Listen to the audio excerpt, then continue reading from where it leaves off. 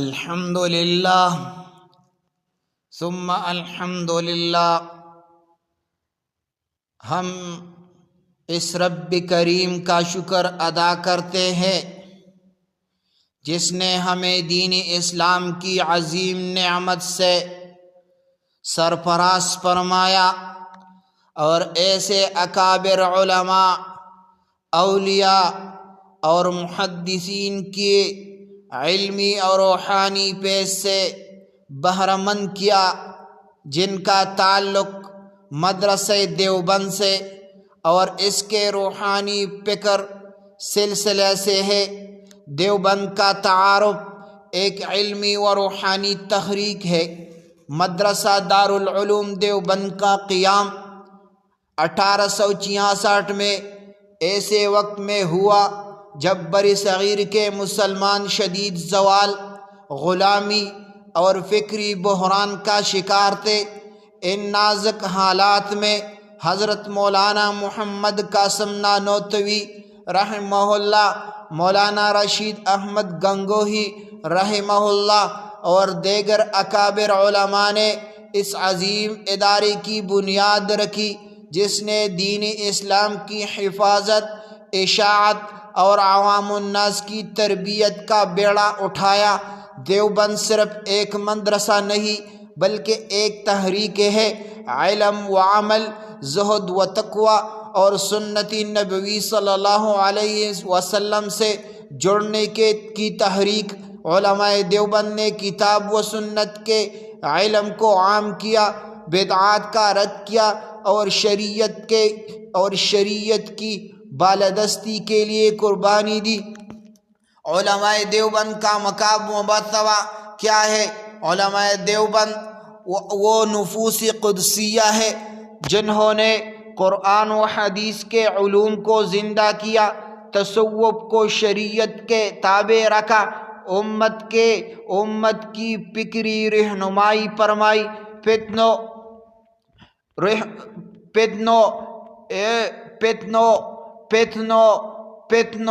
کے خلاف دلیرانہ موقف اپنایا، سیاست، معاشرت اور اخلاقیات میں دینی اصولوں کو نافذ کرنے کی کوشش کی۔ حضرت مولانا حسین احمد مدنی رحمہ اللہ اور مفتی کفایت اللہ دہلوی رحمہ اللہ، حضرت علامہ انور شاہ کشمیری رحمہ اللہ، حضرت مولانا اشرف علی تھانوی رحمہ اللہ، مفتی محمود رحمہ اللہ اور مفتی تقی عثمانی جیسے عظیم رجال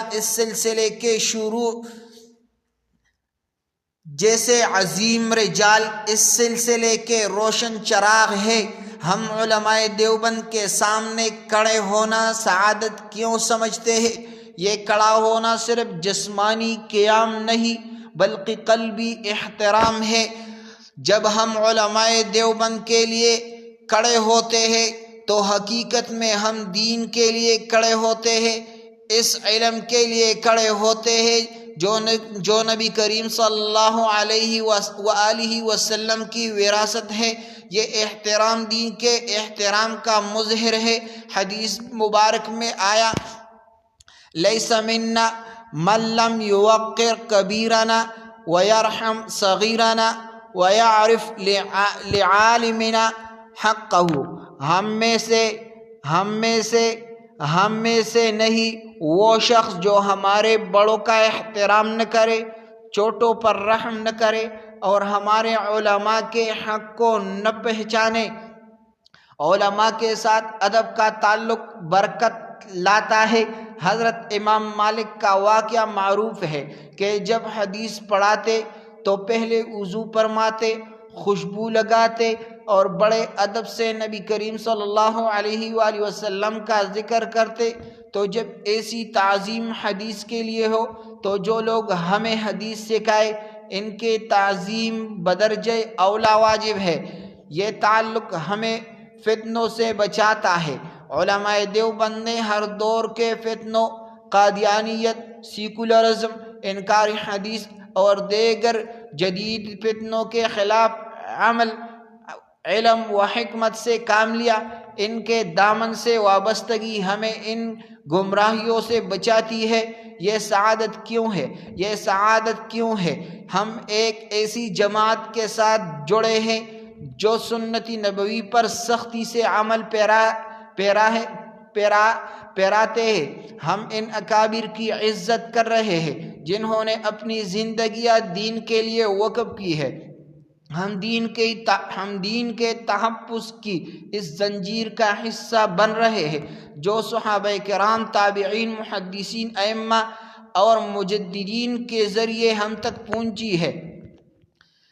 اے دوستو، علماء دیوبند سے تعلق رکھنا، ان کی صحبت اختیار کرنا اور ان کے سامنے ادب سے کھڑے ہونا صرف ظاہری عمل نہیں بلکہ یہ دل کی عقیدت، روح کی پاکیزگی اور دین سے وفاداری کی علامت ہے۔